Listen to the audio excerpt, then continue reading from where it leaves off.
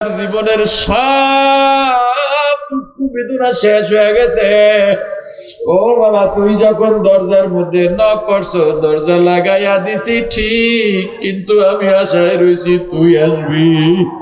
ওরে বাবা, দরজায় যখন নক করছো, আমার অন্তরের মধ্যে ঢেউ খেলা শুরু হয়ে গেছে, মায়ার ঢেউ। ওরে বাবা, কিন্তু মনের মধ্যে অভিমান, তুই এভাবে আমাকে ভুলে কেমনে রইলি।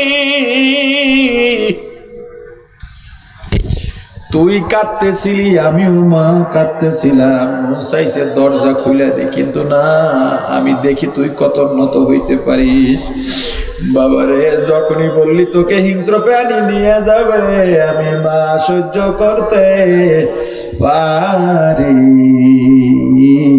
নাই। ও পয়গম্বর, সন্তানের প্রতি মায়ের যত মায়া, বান্দার প্রতি আমি আল্লাহর মায়া কি কম? না পয়গম্বর, না,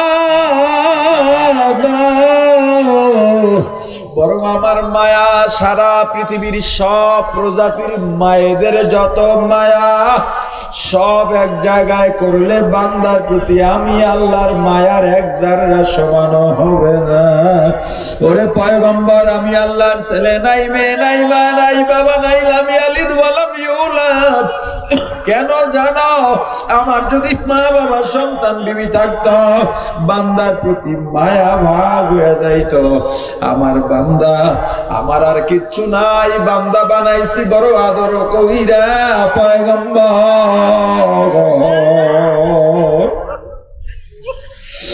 ওই জিনাকার আমি আল্লাহর সঙ্গে কানেকশন লাগা দিছে, আমি আল্লাহর রহমতের দরজাটা এমন ভাবে ধরছে, আমি বলি যা, তুই যা, তোর মতো বান্দা আমার দরকার নাই। এ জিনাকার তুই দূর হইয়া যা, এ মিথ্যাবাদী তুই দূর হইয়া যা, এ বেঈমান তুই দূর হইয়া যা, এ সুদখোর তুই দূর হইয়া যা। কিন্তু সুদ খাওয়ার পর কিছু আমার বান্দা, ঘুষ খাওয়ার পর কিছু আমার বান্দা, মিথ্যা বলার পর কিছু আমার বান্দা আমার রহমতের দরজাটা আঁকড়াইয়া ধরে। আহারে, আমার যেই বান্দা আমার থেকে বহু বছর ধরে দূরে, নামাজে নাই, রোজায় নাই, জিকিরে নাই, দুরুদে নাই, ইস্তেগফারে নাই, ওই বান্দা একবার যদি এসে আমি আল্লাহকে ডাক দিয়া বসে, আমি আল্লাহর কুদরতি অন্তরটা ঠান্ডা হয়ে যায়, কারণ ওর অপেক্ষায় আমি থাকি। আমি ওরে ডেকে বললাম, এ বান্দা, তোরে কত মায়া করছি, কত ভালোবাসি, শিশু ছিলি, কান্না ছাড়া ভাষা নাই, আমি তোকে ভাষা দিছি। বান্দা, তোর হাড্ডি শক্ত বানাইছি, তোরে যৌবন দিছি, তোর বাক শক্তি দিছি, সারাদিন কাজ করিস, ক্লান্ত হয়ে যাস, রাতে আমি আল্লাহ দিলাম বিশ্রামের জন্য। কিন্তু আমি আল্লাহ লা তাখুযুহু সিনাতুন ওয়ালা নাওম, আমি আল্লাহ ঘুমাই না, আমি আল্লাহকে তন্দ্রায় ধরতে পারে না। কেন জানিস বান্দা? গভীর রাতে তুই যদি উঠে আমি আল্লাহকে আল্লাহ বলে ডাক দিস, ওই সময় যদি আমি ঘুমায়া থাকি, কে তোর ডাকে সাড়া দেবে বল? কিন্তু আমি আল্লাহ বান্দা, তোরে জোহরে ডাকছি পাই নাই, ফজরে ডাকছি পাই নাই, আসরে ডাকছি পাই নাই, মাগরিবে ইশায় ডাকছি পাই নাই, বান্দা ওয়াজে ডাকছি পাই নাই, চরমনায় ডাকছি পাই নাই, ইস্তেমায় ডাকছি পাই নাই, এ বান্দা রমজানের সাহারিতে ডাকছি পাই নাই, জিকিরে ডাকছি পাই নাই, দরুদে ডাকছি পাই নাই, ইস্তিগফারে ডাকছি পাই নাই, দান সদকায় ডাকছি পাই নাই। বান্দারে শেষ পর্যন্ত গভীর রাতে আমি আল্লাহ তোর কাছে আসছি, প্রথম আসমানে আসছি, এ বান্দা ওঠ, একটু ওঠ, আর ঘুমাইস না, এত পেরেশানি আমি আল্লাহর কাছে বল, কিন্তু তোরে আমি পাইলাম না। ওরে বান্দা, তোর মতো বান্দা দরকার নাই, কিন্তু জিনাকার দরজা ছাড়ে না, বলে আল্লাহ আমি তোমার সবচেয়ে বড় নাফরমান, এই নাফরমান বান্দারা তোমার কাছে আসছে। আল্লাহ, আমার মতো হাজারটা বান্দা না হইলেও তোমাকে ডাকার মতো বান্দার অভাব নাই, কিন্তু তুমি না থাকলে আমার আল্লাহ ডাকার মতো আর আল্লাহ নাই। ও আল্লাহ, আমাকে আপনি তাড়াইয়া দিয়েন না, তওবা করে আবার তওবা ভাঙ্গিলাম,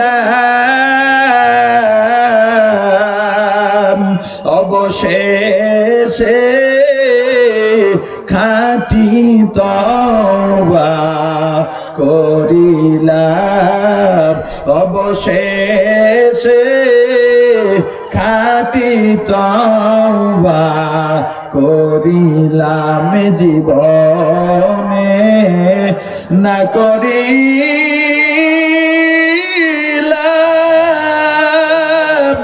বন্দেগী,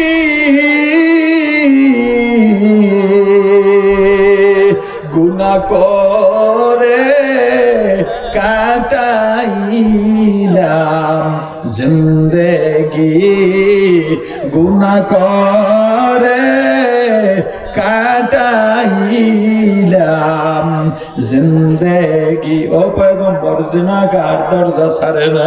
ও বলো আল্লাহ আমার যাওয়ার জায়গা নাই, আপনি মাফ না করলেও আপনি আমার আল্লাহ, জাহান্নামে ফলাইলেও আপনি আমার আল্লাহ, বেইজ্জতি করলেও আপনি আমার আল্লাহ। ও আল্লাহ, আপনি না থাকলে আমার আল্লাহ ডাকার মতো আর কেউ নাই। আল্লাহ গো, আমি একজন গুনাহগার, আমাকে মাফ করলে আপনার কোনো ক্ষতি নাই। আল্লাহ গো, আমাকে মাফ না করলে আবার বিশাল একটা ক্ষতি হয়ে যাবে। ওরে পয়গম্বর, জিনাহগার বলতে বলতে বলতে বলতে বলতে বলতে আমার রহমতের দরিয়ায় ঢেউ শুরু হয়ে গেছে। বলতে বলতে আমি আল্লাহর রহমতের দরিয়ায় তুফান।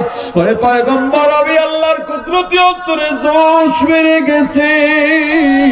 আমি আল্লাহর রহমতের দরজাটা খুলে দিয়া আমার বান্দাকে আমার কুদরতি কোলে তুলে নিলাম। ওই মা যেমন সন্তানের ধুলাবালুগুলো মুছে দিছে, আমিও আমার বান্দার গুনার ধুলাবালুগুলো আমার কুদরতি হাত দিয়া পরিষ্কার করে ওই গুনাহগুলো নেক দিয়া পরিবর্তন করে দিছি।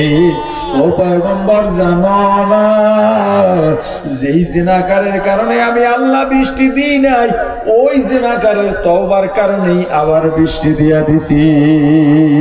এই জন্য খাঁটি মনে তওবা করো, খাঁটি অন্তরে তওবা করো।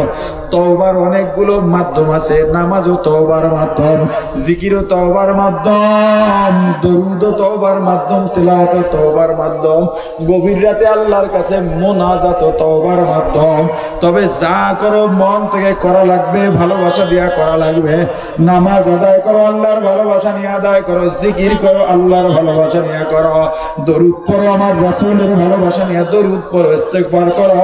তোমার গুনাহ থেকে বাঁচার জন্য, গুনাহ থেকে বাঁচার জন্য এই জাহান্নামের ভয়, আল্লাহর আযাব ও গজব আর গোসার ভয় নিয়ে ইস্তেগফার করো।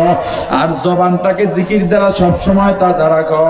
এই জিকিরের জবান যদি জারি হয়, কলবেও জিকির জবান জারি হয়ে যাবে। তোমার ইন্তেকালের সময় আজরাইল যদি আসে, কালেমা নসিব হয়ে যাবে। আমার বড় মামা কয়দিন আগে মারা গেছে, জোহরের সময় বলে কয়ে মারা গেছে। আহা, আমার মামা উসিলায় বহু মানুষ দিনের পথে আসছে, তেলাওয়াত শিখছেন। আমার বাবা মারা যাওয়ার আগে বলে, মেহমান আসছে, সবাই সরে যাও, কেউ দেখে না, সে দেখতেছেন। বলে অমুককে ডাক দাও, আমার পাশে বসে তেলাওয়াত করবে।